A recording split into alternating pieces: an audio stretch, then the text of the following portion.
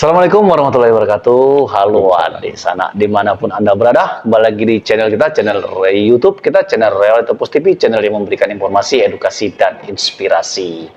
Nah, adik sana dimanapun anda berada, yang mungkin selama ini menanti-nantikan informasi, kabar terkini ataupun ulasan-ulasan terkini tentang tokoh-tokoh Bengkulu, ya. Hari ini kita akan berdialog dengan tokoh Bengkulu yang saat ini sudah hadir di tengah-tengah kita, dan ini kita akan ngobrol panjang. Tapi sebelum di sana untuk menyaksikan obrolan lebih hangat, ya, lebih menambah wawasan, kami ingatkan jangan lupa like, comment, and subscribe. Semoga channel ini terus berkembang dan kami semakin semangat menyajikan konten-konten yang menarik, edukatif, dan inspiratif.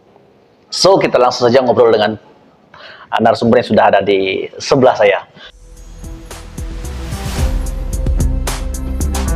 Apa kabar, Pak Wo? Alhamdulillah, saya baik. Apa kabar juga?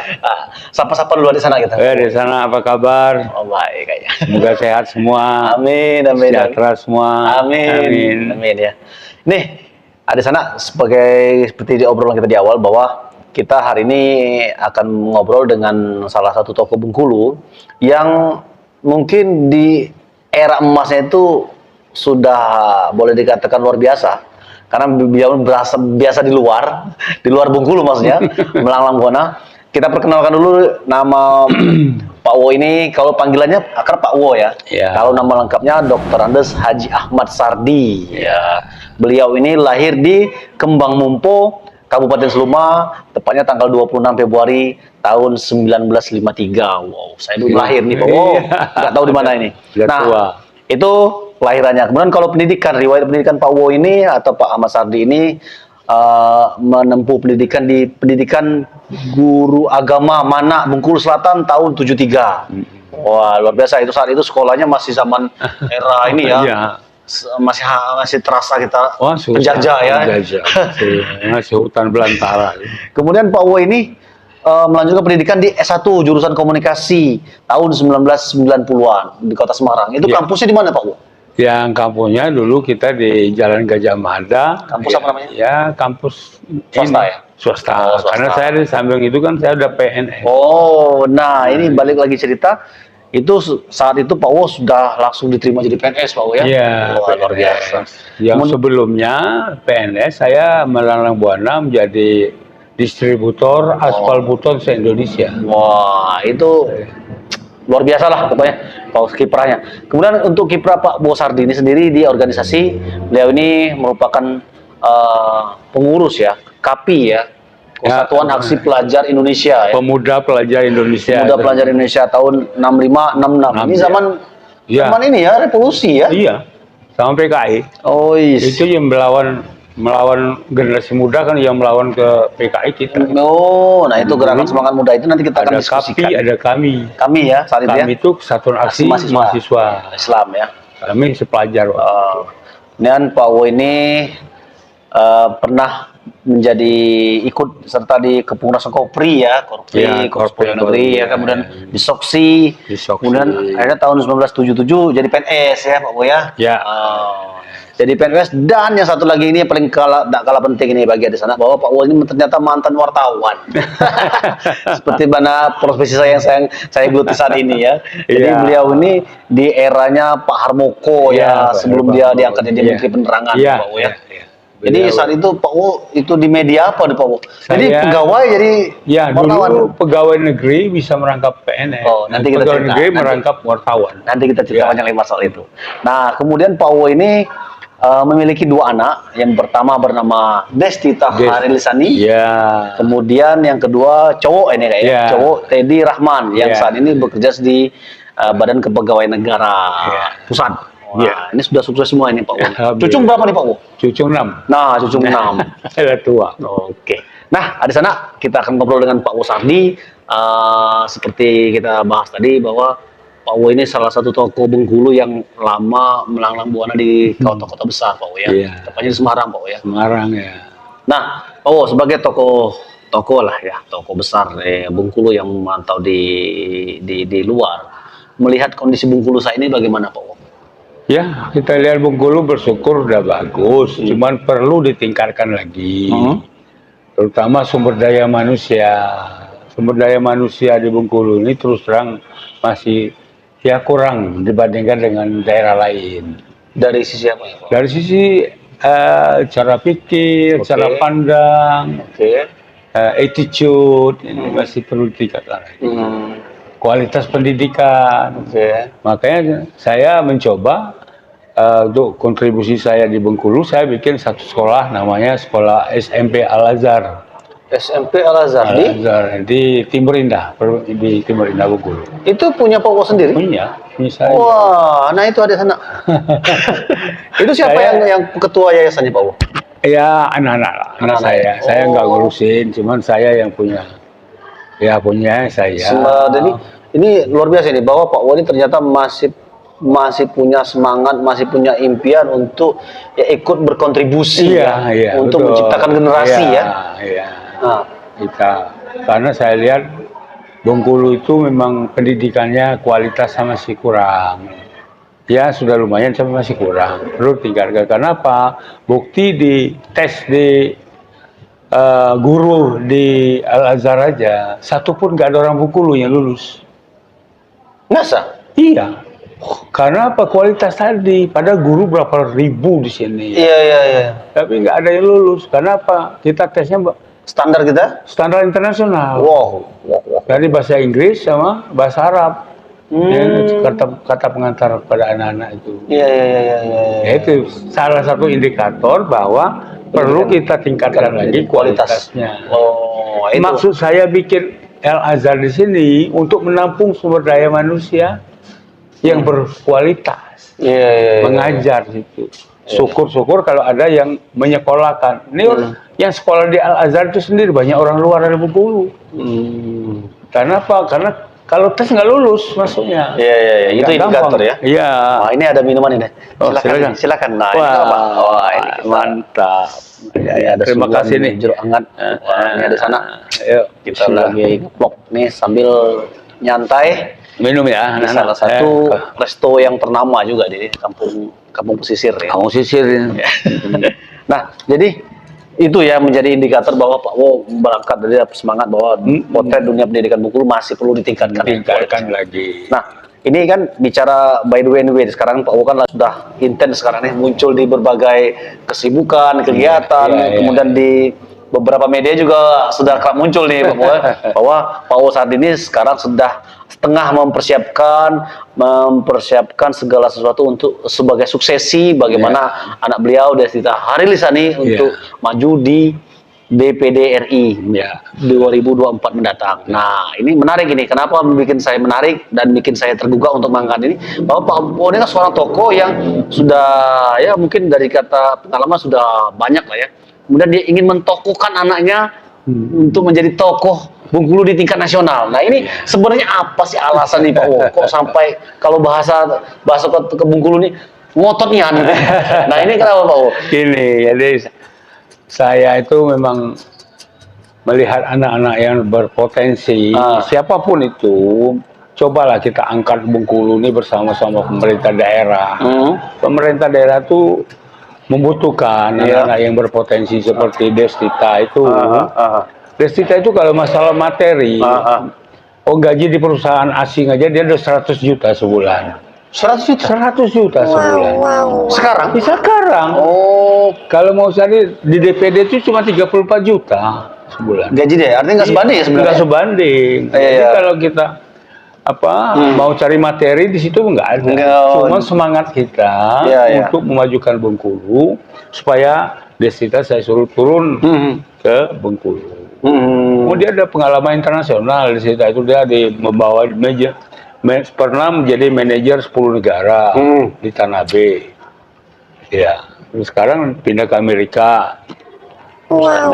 Ya itu 100 juta dapat Camry 1. Biaya hidup ditanggung. Jadi kalau malah mencari nafkah dari DPD nggak ada apa-apanya. Benar. Ya. Jadi karena kita rasa saya 50 tahun meninggalkan Bengkulu, belum pernah berkontribusi pada Bengkulu, anak-anak lah saya terjunkan. Artinya Mbak Wo ini menginvestasikan anak ini untuk membangun Bengkulu ya? Bengkulu. Harapan saya tidak anak saya aja, Kalau bisa generasi muda, oke, kita sama-sama. Kita bermain di nasional, internasional. Biar Bengkulu terangkat namanya. Pemerintah daerah butuh juga kita anak-anak generasi muda ini kan. Apalagi dengan track record Mbak Tita juga yang sudah lama di kota luar kan, jadi nggak begitu sulit untuk bangun komunikasi ya. Tinggal lagi bagaimana menggali atau menarik kepercayaan, menarik simpati masyarakat Bengkulu agar beliau bisa direstui oleh masyarakat Bengkulu di sana bahwa tujuan mulia Pak Wosardi sendiri tidak bukan karena materi ya. Bukan. Tapi karena ada semangat untuk memajukan Bengkulu dengan orang-orang atau generasi-generasi muda yang berkompeten ya. Itu yang salah satunya Mbak Tita ya. Mbak Tita ya, salah satu. Banyak sebenarnya, tapi belum berani tampil gitu ya. Belum mau. Makanya kita ajak semua anak-anak muda yang berlomba-lomba ya. Berlomba. Ini momentum sebenarnya bagi anak. Apalagi sekarang kan negara kita ini masuk ke era demografi, bonus demografi, di mana bonus demografi itu nanti banyaklah anak-anak milenial. Betul. Dibanding zaman-zaman orang tua dulu ya. Jadi ini momentum sebenarnya Pak Wo ya. Momentum teknologi kita tingkatkan, mereka kuasai. Jangan kita alat teknologi, diperalat teknologi, tapi kita memperalat teknologi untuk kemajuan negara, khususnya Bengkulu.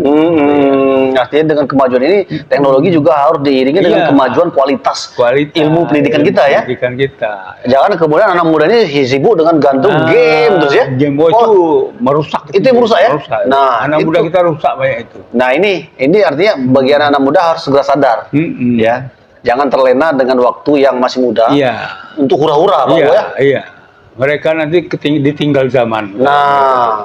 Jadi anak muda itu harus tampil paling depan untuk pertama memajukan dirinya sendiri dulu, benar. keluarganya, kemudian lingkungan dan masyarakatnya. Nah ini Pak Wo kan artinya kan untuk menyukseskan Mbak Tita ini, mendorong anak untuk bisa jadi ini kan banyak tantangan nih Pak Wo ya. Sudah menyadari tidak Pak Wo tantangan-tantangan itu terbayang nggak sebenarnya?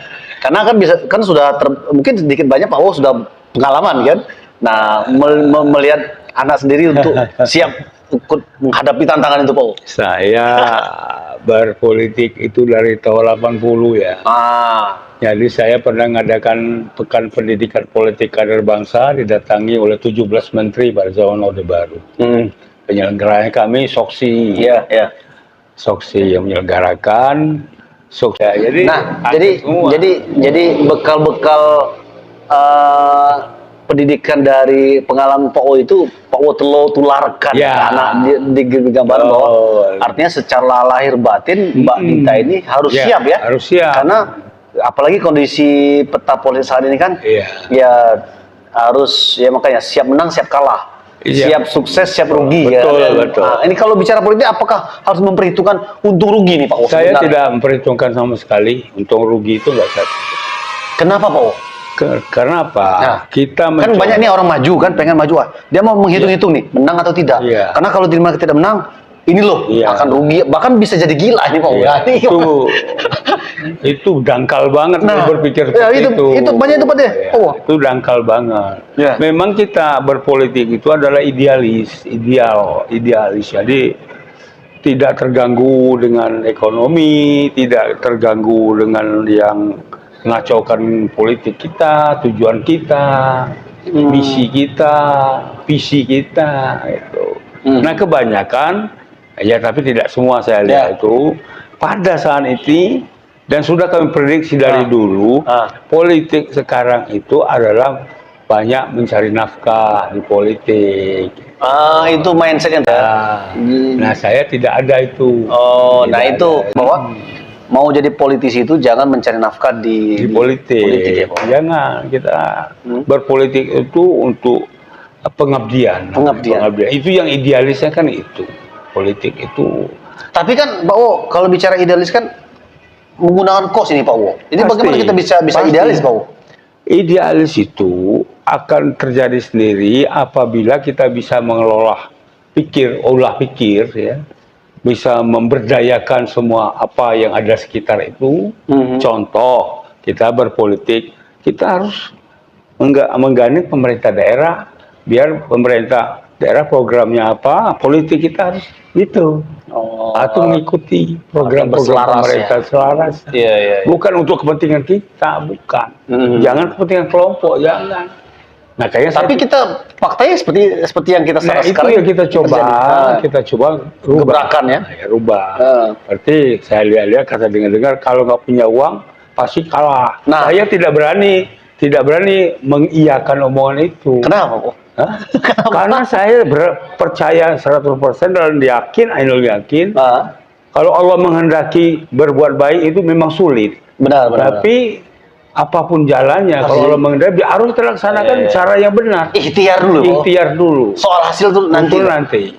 Itu kan. Dan setiap pilihan ikhtiar itu pasti punya risiko ya, Pak? Iya, risiko. Memang uangnya banyak keluar. Pada sekarang banyak uang kita udah keluar. Iya, karena sudah yang real itu, yang real itu sudah bisa dihitung, Pak. Iya, saya anggap amal itu.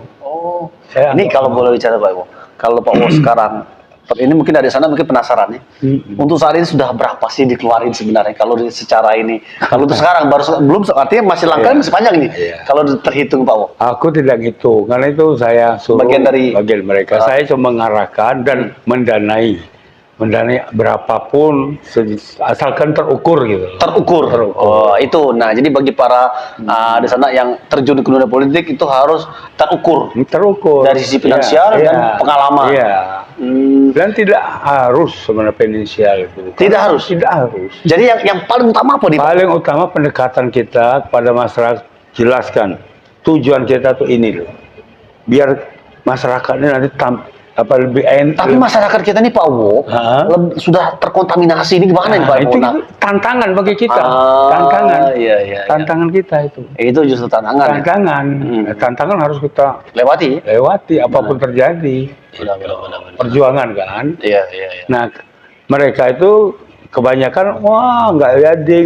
Ya urusan jadi tidak dulu, urusan Allah. Yang dalamnya kita untuk meningkatkan kesejahteraan sana saja. Jangan kami aja yang sukses. Jangan kita aja yang sukses. Itu namanya egoisan. Iya, benar. Ya seperti kalian generasi muda ini, hidupnya kalau kalian tidak berubah, ditingkatkan, ya gini-gini aja. Benar. Kalau misalnya saya sekarang kata orang itu, ya sudah berpunya lah ya. Ya kalian harus seperti saya, lebih bahkan harapan saya. Caranya bagaimana? Ya tadi politik kita benahi yang benar. Cari uang jangan korupsi. Pasti korupsi itu tidak halal dan itu pasti kalau dimakan jadi penyakit. Tidak berkah. Nggak berkah. Itu contohnya gitu. Kalau Pak Wo, ini juga ada pertanyaan juga. Mungkin ada sana mempertanyakan. Kenapa sih milih kursi DPD RI Pak Wo? Kenapa tidak di DPD RI yang mungkin secara prestise mungkin lebih prestise ya, lebih bergengsi. Nah, ini gimana nih? Apa yang melatar belakangi kok? Itulah yang saya sangat senang dengan pertanyaan ini. Kenapa tidak partai politik itu sekarang? Ya tadi belum jelas yang mana yang baik, visi yang bagus kayak apa, misi yang bagus kayak apa. Belum satu pun partai melihatkan misi visinya yang jelas. Semuanya abu-abu kan? Janji kan? Buktinya dulu aku ini partai wong cilik misalnya. Benar. Nah sekarang cilik nggak ya dulu. Nah, itu contoh kan. Jadi ya seperti itulah sehingga saya tidak mau belum mau bergabung. Anak saya ke situ takut terkontaminasi. Akhirnya milih kursi DPD RI. Ya, DPD RI itu kita betul-betul berjuang sendiri dan kita punya prinsip idealis kita bisa jalan. Tapi Pak Wo kan bicara kewenangan, artinya kekuatan power DPD ini kan ibaratnya belum terlalu begini kalau untuk menjemput bola program-program di keliru. Gimana? Keliru banget. Nah ini keliru di sana. Nah yang benarnya kita keliru banget. Kenapa? Sebenarnya DPD itu lebih luas jangkauannya daripada partai. Tapi mereka memanfaatkan yang tidak bisa. Contoh, saya sekarang ini, kalau Destita ini terpilih besok, saya sudah siapkan dia satu yayasan atau lembaga. Kita jangan minta-minta di Pemda. Jangan minta di Pemda. Jangan minta-minta ya dengan pengusaha-pengusaha. Jangan. Kita minta dari luar negeri. Kita banyak dari luar negeri NGO itu yang punya uang banyak tidak berani melemparkan karena tidak jujur. Nah sekarang kita belajar jujur. Jadi yayasan itu akan kita menampung supaya dana-dana dari luar itu bisa turun ke Indonesia, disalurkan oleh yayasan itu melalui yayasan namanya Yayasan Kembang Mempau Mulia. Tapi bukannya ini kita membuka ruang paham-paham asing yang masuk nanti Pak? Atau nanti ada bergening mungkin kita enggak. Mereka ada apa? Ada udang di balik peyek ini? Enggak. Contoh, Destita itu 13 tahun yang lalu dia adalah NGO. Ya. NGO JICA. Oh, ya. Nah, perusahaan Jepang. iya, NGO Jepang. Ya. Nah, di NGO JICA itulah dulu 13 tahun yang lalu Destita berjuang untuk Indonesia ada dapat 2 provinsi dari bidang alat-alat kesehatan. Kita tidak ada tendensi apa-apa dari NGO itu, dari JICA itu membantu ke Indonesia, dapatlah 2 provinsi, daerah timur 1, Bengkulu 1. Itu perjuangan Destita 13 tahun yang lalu. Dan itu saya cross check dengan Kepala Dinas Kesehatan Provinsi Bengkulu, namanya Pak Amin. Jadi Pak Amin Kurnia. Terus saya cek, benar nggak? Oh benar Pak, dulu tahun 13 tahun dulu saya yang terima. Nah itu. Nah itu kalau bisa, Tita ini kan ibunya orang Jawa. Saya sendiri, Tita lahir di Semarang, Jawa Tengah. Saya 50 tahun di Semarang, gitu. Nah, tokoh Indonesia itu mayoritas orang Jawa, belum ada orang Bengkulu. Ada nggak orang Bengkulu jadi menteri? Belum ada kan? Belum ada. Nah itu contohnya. Makanya generasi muda harus sekarang mulai bangkit. Iya. Jadi menteri. Itu kalau bisa. Benar. Ada dulu kita DPR RI dulu. Hah? DPR RI dulu. DPR RI banyak ya. banyak. Itu kan memang ada kewajiban dari politik ya. Ya. Nah, di sana seperti kita ketahui itu diskusi kita yang cukup lengkap, cukup memberikan wawasan dan banyak hal yang bisa dipetik dari pandangan atau masukan atau mungkin dari perbincangan tadi bahwa untuk menjadi politisi itu jangan hitung-hitungannya. Iya. Karena kalau sudah menghitung berarti itu sudah ada motif tidak bagus mungkin ya. Padahal semangat untuk maju menjadi wakil rakyat baik itu di kabupaten kota, DPR provinsi, DPR dan DPD RI itu murni ke pengabdian. Perjuangan. Artinya finansial itu sudah memang siap kita ya. Jangan kemudian finansial masih ngos-ngosan nekat ngotot untuk maju. Itu yang bunuh diri Pak O ya. Kasihan ya. Jadi inilah yang menjadi gambaran bahwa Pak O kenapa Pak O sebagai orang tua mendorong anaknya untuk maju ke legislatif dan DPD RI bahwa memang secara finansial sudah terukur, harus terukur. Tinggal lagi bagaimana menjemput takdir. Menjemput takdir. Dan Pak O ini sendiri juga sebentar lagi mau dilantik ya sebagai ketua PPI, Persatuan Pensiunan Indonesia Provinsi Bengkulu. Nah, ini dari sana mohon doanya semoga acara pelantikan tanggal 10 ya. Tanggal 10 Januari. Ya, ini Pak Gubernur siap hadir ya. Ini mohon doanya di sana supaya pelaksanaan pelantikan ketua dan pengurus PPI Provinsi Bengkulu bisa berjalan dengan lancar. Di mana itu Pak O? Di Hotel Adeva ya? Ya, Adeva. Nah, di sana mungkin yang penasaran nanti mau lihat seperti apa prosesi pelantikannya bisa datang aja lah langsung. Di Hotel Adeva itu bisa terbuka untuk umum ya Pak O? Terbuka untuk umum. Jadi menyaksikan sakralnya pelantikan PPI Provinsi Bengkulu. Dan bagi pensiunan segera aja daftar di sekretariat kita. Oh, sudah dibuka ya? Sudah dibuka di Jalan Tanah Patah nomor 27D. Ya. Oh, ada sekretariat ya sudah ada ya. Nah, jadi nggak susah ini bagi para bapak-bapak, ibu-ibu pensiunan karyawan swasta. Bukan swasta, Pak. Jadi jadi anggota PPI itu terdiri dari orang yang sudah pernah memakan uang negara. Oh, itu ya. Itu ya. Jadi kalau swasta itu enggak BUMD, BUMN, termasuk bank-bank itu juga ya. Oh, masuk bisa bank negeri ya. Oh, nah itu. Jadi daftar aja. Daftar aja. Ditunggu. Gratis ya? Ya gratis.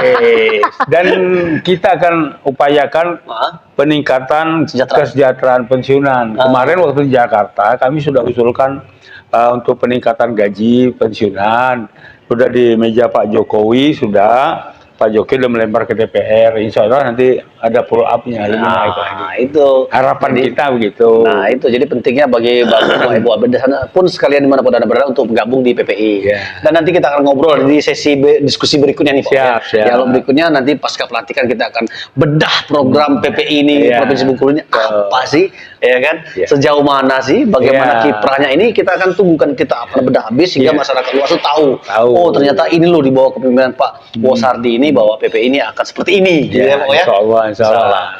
Nah, kita tutup saja diskusi ini dengan tagline kita. Pak O udah tahu ya? Tagline kita. Belum. Berdepis. Nah, itu. Berdepis. Jadi pas aku bilang Realita Plus TV Channel berdepis. Gitu ya. Oke, kita tutup diskusi kita dengan tagline kita. Terima kasih. Semoga kita maju semua. Oke. Realita Plus TV Channel berdepis. Karena ini wabillahi taufiq wal hidayah. Wassalamualaikum warahmatullahi wabarakatuh.